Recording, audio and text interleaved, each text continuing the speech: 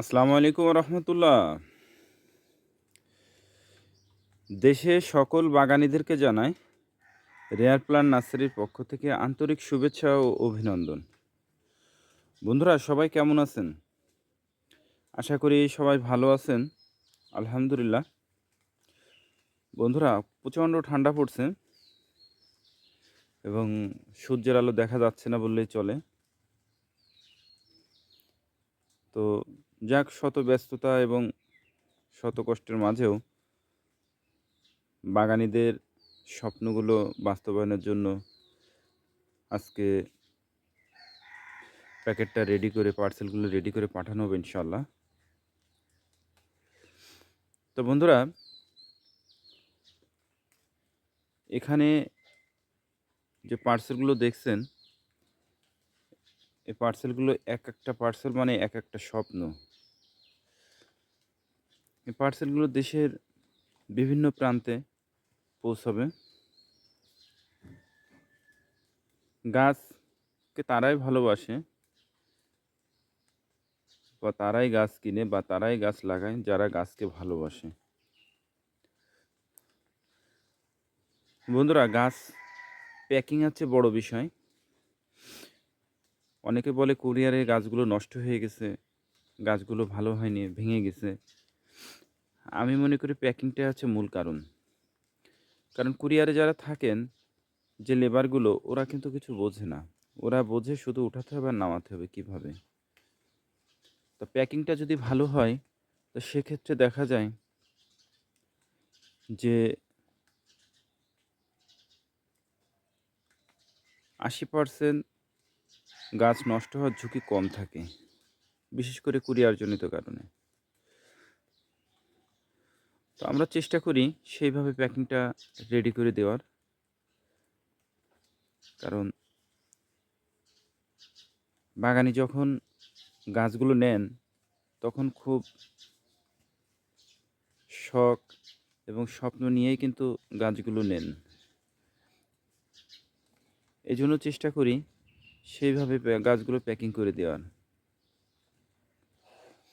বন্ধুরা দেখুন, আমরা গাছগুলো প্রথমে নলিতে পেঁচিয়েছি, পেঁচিয়ে সেটাকে বস্তার মধ্যে সেট করেছি, করে আবার সেটাকে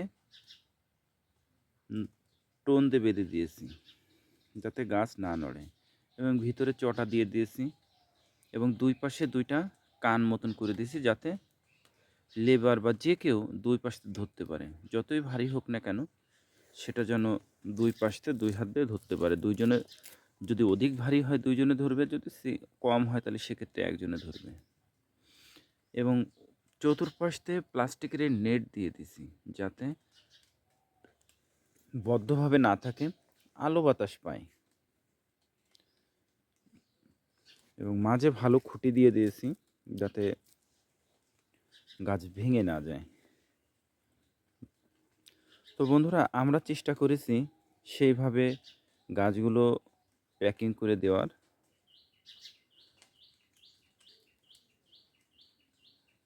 বন্ধুরা, আপনাদের যদি এই প্যাকিংয়ের চাইতে ভালো কোনো অপশন থেকে থাকে তাহলে অবশ্যই আমাদেরকে কমেন্টস করে জানাবেন।